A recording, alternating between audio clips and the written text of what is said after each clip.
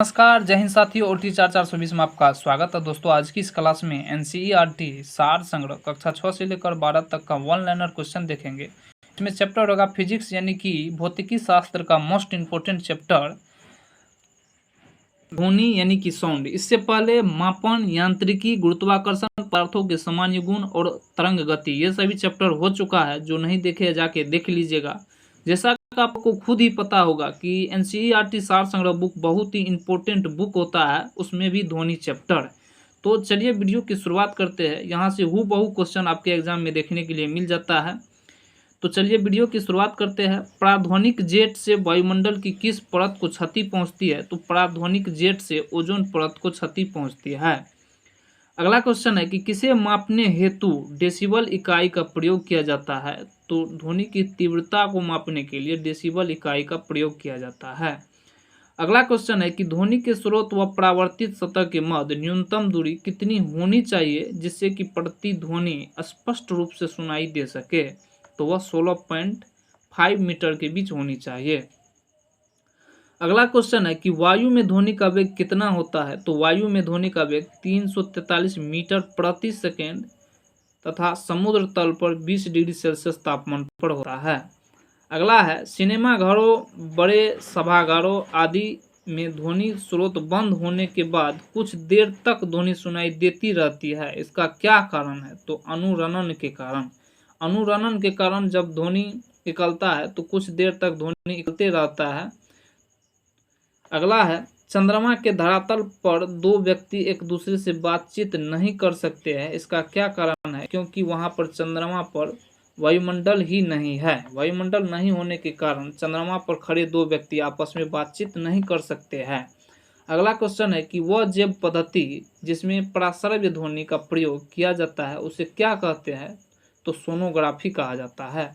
अगला है विश्व स्वास्थ्य संगठन के अनुसार 45 डेसिबल की तीव्रता वाली ध्वनि मानव के लिए सबसे उपयुक्त माना जाता है। यानी कि विश्व स्वास्थ्य संगठन के अनुसार 45 डेसिबल की ध्वनि मानव के लिए बहुत ही अच्छा होता है और यह हानिकारक नहीं होती है।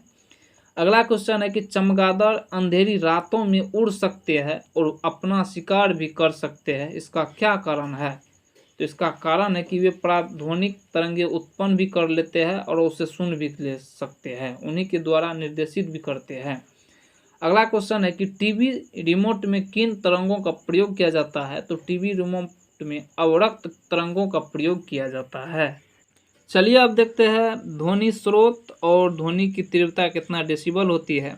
इधर ध्वनि स्रोत हो जाएगा और इधर तीव्रता डेसिबल में हो जाएगा। हम लोग जो साधारण बातचीत करते हैं तो साधारण बातचीत 30 से 40 डेसिबल के बीच होती है और तेज बातचीत 50 से 60 डेसिबल के बीच होती है। वही तेज संगीत या शोर 80 डेसिबल से अधिक होती है। पेड़ के पत्तों की सरसराहट 10 से 20 डेसिबल के बीच होती है। वही सायरन, पुलिस, एम्बुलेंस की आवाज़ें 110 से 120 डेसिबल के बीच होती है। अगला है जेट विमान। जेट विमान की तीव्रता 140 से 150 डेसिबल के बीच होती है। वही अगला है औद्योगिक यंत्र या संयंत्र कारखानों, यहाँ पर सबसे ज़्यादा ध्वनि प्रदूषण या ध्वनि उत्पन्न होती है जो 100 से 120 डेसिबल ध्वनि उत्पन्न करती है। अगला है टेलीविजन की ग्राही के दूरस्थ नियंत्रण में कौन सी विद्युत चुंबकीय विकिरण प्रयोग में लाई जाती है? तो वह है अवरक्त विकिरण।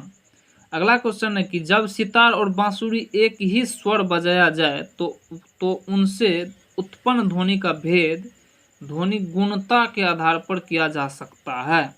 यानी कि ध्वनि गुणता के आधार पर सितार और बांसुरी की एक ही स्वर बजाए जाए तो उनसे उत्पन्न ध्वनि का भेद कर सकते हैं। अगला क्वेश्चन है कि जल, लोहा और नाइट्रोजन में ध्वनि की वेगों का आरोही क्रम क्या है? तो आरोही क्रम में सबसे पहले नाइट्रोजन हो जाएगा, उसके बाद जल हो जाएगा, उसके बाद लोहा हो जाएगा। अगला क्वेश्चन है कि ध्वनि की चाल ठोस माध्यम में सबसे अधिक, उसके बाद द्रव माध्यम में, उससे कम गैसीय माध्यम में सबसे कम होती है। अगला क्वेश्चन है कि तापमान का ध्वनि के वेग पर क्या प्रभाव पड़ता है? तो तापमान का ध्वनि के वेग पर, तापमान के घटने से ध्वनि का वेग घट जाता है। अगला क्वेश्चन है कि ध्वनि किस माध्यम से होकर नहीं गुजर सकती है? तो ध्वनि निर्वात में नहीं गुजरती है। ध्वनि तरंगे ठोस तथा गैस दोनों माध्यमों में गमन कर सकती है तथा धातु में ध्वनि का वेग सबसे अधिक माना गया है। अगला क्वेश्चन है कि स्टेथोस्कोप किस सिद्धांत पर कार्य करता है? तो स्टेथोस्कोप ध्वनि के परावर्तन के सिद्धांत पर कार्य करता है।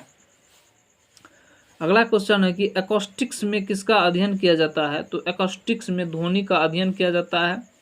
ध्वनि तरंगों में कौन सी घटना घटित नहीं हो सकती है? तो ध्वनि तरंग में ध्रुवण की घटना आप नहीं घटने की घटना देख सकते हैं, यानी कि ध्रुवण की घटना ध्वनि तरंग में नहीं घटित होती है।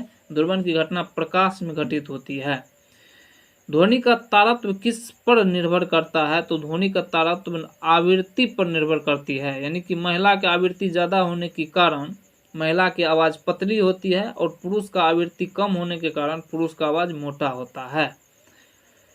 प्रतिध्वनि का कारण होता है कि ध्वनि तरंगों का परावर्तन। पराश्रव तरंगों की आवृत्ति लगभग कितनी होती है? तो पराश्रव तरंगों की आवृत्ति लगभग 20,000 हर्ट्ज से अधिक होती है और पराश्रव तरंग मनुष्य के द्वारा नहीं सुना जा सकता है और चमगादड़, डॉल्फिन आदि के द्वारा, कुत्ता के द्वारा सुना जा सकता है। मानव द्वारा श्रव्य तरंगों की आवृत्ति कितनी होती है? तो मानव द्वारा श्रव्य तरंगों की आवृत्ति 20 HZ से 20,000 HZ के बीच होती है। पराश्रव्य ध्वनि तरंगे किसके द्वारा सुनी जा सकती है? तो पराश्रव्य ध्वनि कुत्ता, डॉल्फिन, मछली द्वारा सुना जा सकता है। चलिए अब देखते हैं विभिन्न माध्यमों में ध्वनि की चाल 25 डिग्री सेल्सियस पर। इधर पदार्थ, इधर ध्वनि की चाल हो जाएगा। एल्युमिनियम में ध्वनि की चाल की बात करें तो 6420 मीटर प्रति सेकेंड होता है। स्टील में ध्वनि की चाल की बात करें तो 5960 मीटर प्रति सेकेंड होता है। लोहा में ध्वनि की चाल देखें तो 5950 मीटर प्रति सेकेंड होता है। कांच में ध्वनि की चाल 3980 मीटर प्रति सेकेंड। जल में ध्वनि की चाल 1402 मीटर प्रति सेकेंड होता है। वही वायु में ध्वनि की चाल देखें तो 332 मीटर प्रति सेकेंड होता है। ऑक्सीजन में ध्वनि की चाल 316 मीटर प्रति सेकेंड। हाइड्रोजन में ध्वनि की चाल 1286 मीटर प्रति सेकेंड होता है। समुद्री जल में ध्वनि की चाल 1533 मीटर प्रति सेकेंड होता है और सामान्य जल में ध्वनि की चाल 1493 मीटर प्रति सेकेंड होता है।